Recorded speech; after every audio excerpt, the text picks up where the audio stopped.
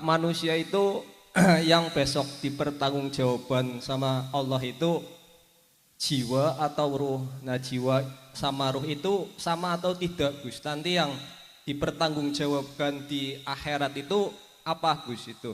Matur nuwun. Assalamualaikum warahmatullahi wabarakatuh. Waalaikumsalam warahmatullahi wabarakatuh. Apa sih jiwa? Apa sih ruh itu?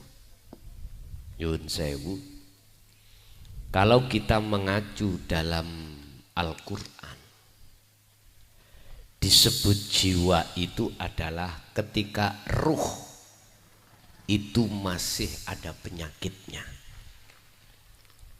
Hati kita ada penyakitnya. Fi qulubihim maradum fazadahumullahu maradum. Di dalam diri kita, Pak, yang disebut ruh atau hati itu ada penyakit. Kalau penyakit itu tidak lekas disembuhkan, maka penyakit itu bertambah besar. Apa penyakit hati? Penyakitnya hati macam-macam. Ada yang disebut riya, takabur, sum'ah, hasud, iri, dan lain sebagainya. Dan itu bersumber dari pohon yang namanya pohon nafsu. Artinya nafsu itu diri. Dalam hati kita masih merasa kita makhluk yang bisa melakukan ini, itu, punya ini, punya itu. Gara-gara inilah akhirnya tumbuhlah yang namanya buah yang disebut penyakit hati itu. Bapak Ibu,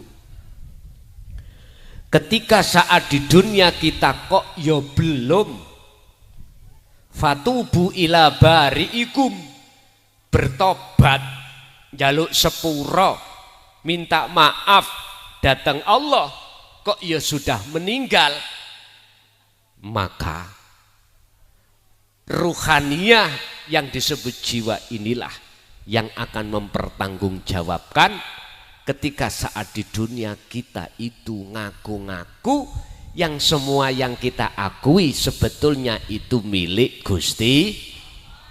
Akhirnya muncul hisab, perhitungan ini. Tapi jikalau ruhaniyah itu sudah dikatakan fitrah, maka si ruh ini apa yang dipertanggungjawabkan?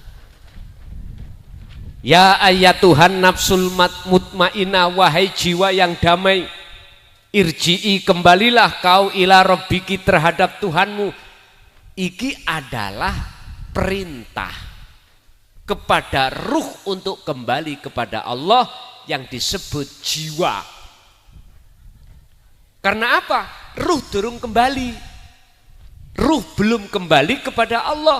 Ruh belum makrifat pada Allah. Ruh ini kita itu, hati kita masih ngaku. Inilah disebut jiwa. Makanya disebut mutmainnah itu calone ruh yang damai. Lah, ketika saat jiwa ini memperhatikan dawuh Gusti Allah dan melaksanakan bentuk kembali kepada Allah, maka jiwa disebut ruh. Ini dikatakan Rauhil Kudus, ruh yang sudah disucikan. Kalau ruh yang sudah disucikan, sudah fitrah, maka inilah golongan bi ghairi hisab, tanpa ada hisab. Gambarane jenengan kali kula sudah tidak lagi ngaku. Kalau kita makhluk yang bisa ini, bisa itu, punya ini, punya itu, karena kita makhluk, aku ini sudah masuk di dalam alam kefanaan, yaiku alam sing wis gak ono. Artinya kita sudah fana atas diri kita, kalau sudah fana atas diri kita, yang muncul, yang nyata itu adalah akunya Gusti. Idfin mendemo sira wujudaka ing eksistensi Anda, keakuan Anda fi ardil khumuli ing dalam bumi khumul. Iku kitab Ihkam.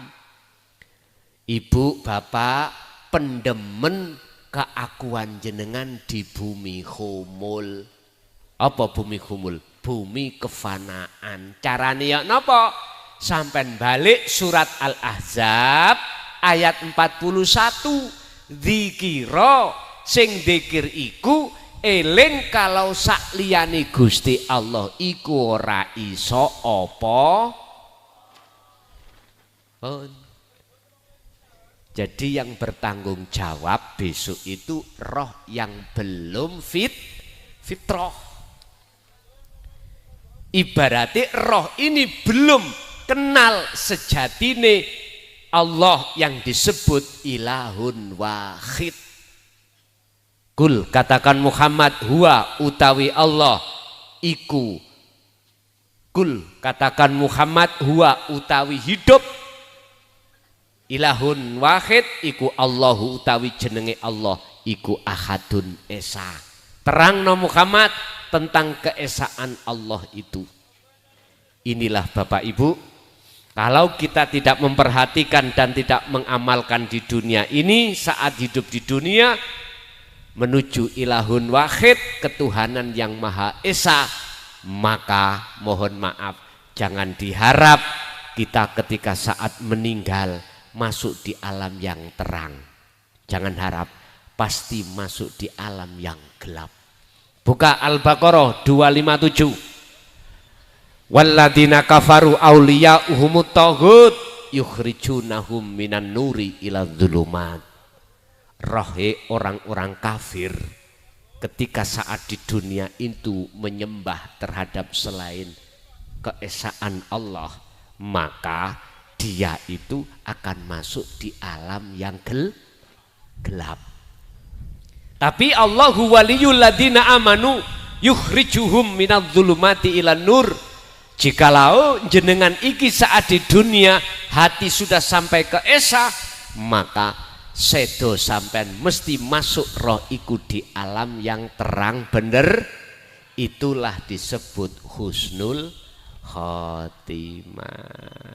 Karena waktu di dunia sudah melepas keakuan diri sebagai makhluk yang bisa ini, bisa itu, punya ini, punya itu.